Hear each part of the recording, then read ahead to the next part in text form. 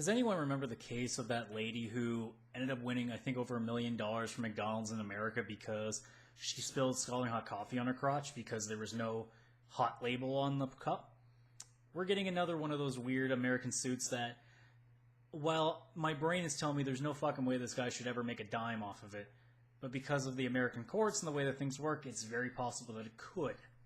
So, this guy named Andrew Rector, he was caught sleeping on a baseball game between the New York Yankees and the Boston Red Sox. And ESPN, of course, took it. And you know what happens a lot of time when they find funny things out in the crowd, when there's like some people doing funny things in the audience, or maybe like, I know there was the one thing where the one guy dived out of the way from a foul ball that almost ended up hitting his girlfriend. Instead of, trying to protect her, he just kind of cowered it out and let her take the blow. Stuff like that. But you know how a lot of baseball games will find things in the crowd because it's a fucking baseball game. There's not a whole lot going on for large portions of the time. So they try to find something to talk about. Well, they found this guy sleeping. And they were popping a couple jokes, nothing that was insulting. But like their big thing was, I wonder how long this guy's been out for. Was he out during that big home run from earlier? Or do you think he's going to go out for the entire game? Who knows? Like, how do you do that? Which, to me, my brain's telling you paid fucking money to go to a baseball game. Like, yeah, you can do whatever you want there. If you want to fall asleep, you can fall asleep there, but it's a Yankees game, and the guy's, like, in a pretty decent spot, so I'm sure that ticket wasn't cheap. I'm thinking, fuck. If I knew I was going to a game, I'd probably make sure I got some sleep. But either way, this guy, after finding out that he was caught on TV and had his little, minute of fame there, he decided to make a lawsuit against the team, the New York Yankees, against ESPN, against Dan Shulman and John Kruk, the two commentators on that game, for $10 million because of essentially defamation. Now,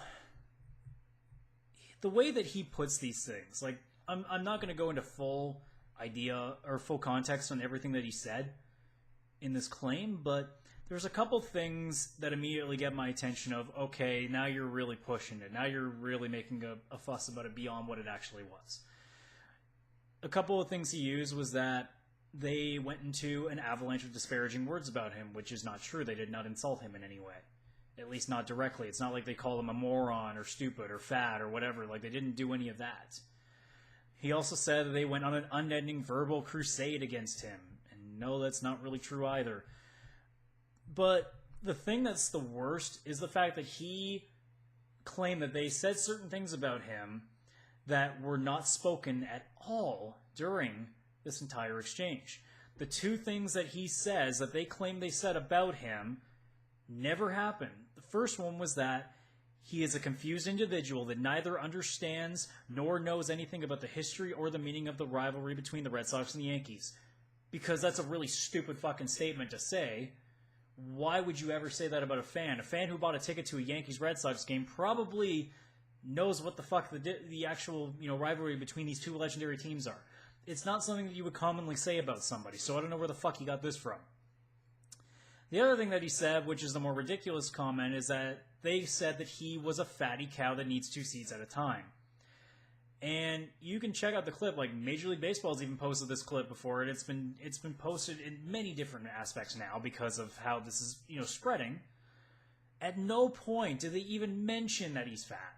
Not a single point did they do that. And this guy thinks now that he's going to get $10 million out of it. Not only that, but apparently from what I've read, I could spend time reading. They've actually shown the entire complaint, but I really, really don't feel like spending 15 minutes going through this. But I've breezed through it in terms of just kind of like looking over it quickly. And it's even more joking. It's even harder to take seriously because the amount of spelling errors and grammatical errors are just like, holy crap, like, did you not have a lawyer look over this? But apparently he does have a lawyer that's taking care of this case, to which I also thought, like, did this guy also, like, read the story about the one lady at McDonald's that got the $1 million and thought, maybe we could get something out of this? And I don't know, maybe they will settle with something. Maybe the guy will get, like, I don't know, a couple grand or something like that. But, I mean, $10 million, like, I don't even know where you get that number. Even if you're just reaching and saying, okay, we're just going to put that number out there. I mean, we're not expecting to hit it. But at the same time, like, the second you make a claim like that and put $10 million attached to it, you've made it very, very difficult for anyone, whether it's the media or whether it's just a simpleton like me, to take this seriously. Now, if I actually, and I've watched the entire clip that's been shown of what they said about him, and at no point would I have thought, yeah, no, if I saw that and that was me, I'd be pretty insulted. I'd be sitting there, and if anything, I'd just be embarrassed because I'm like, oh, great, I got caught when I was falling asleep. And at that point, I'd be like, well, that's fair. That's humor at my expense because I decided to go to a baseball game and fell asleep. I mean, there's a whole bunch of things you could go about it. I mean, at the same time, should they have put him on air? It's hard to question because it is technically a public place. So really, you are, going to that length. I mean, obviously, if they couldn't put you on camera unless you signed a waiver, well, then they'd have to do this to every single person that walked in the stadium that day. They'd have to have them sign a form before they let them in. So at the same time, it's like you're going into this place where there's going to be cameras. And, even whether it's nothing, people actually try to get on TV, so they'll do stupid things. So, I mean, when it happens in the opposite direction, I get why the guy's embarrassed about it, but to put a $10 million lawsuit to it is a little much. And at the same time, while I understand his point of view, I can't sit here and take this lawsuit seriously because none of it really works in my brain. And I know some people argue, and I know some people think, okay, well, at the very least, they could have just, pointed it out, but not gone into too much detail with it. Because I'll admit, they spent a lot more time than they probably should have on it. But whatever. At the end of the day, they didn't really say anything bad about him. And they didn't do anything that, in my eyes, especially, that it doesn't constitute defamation.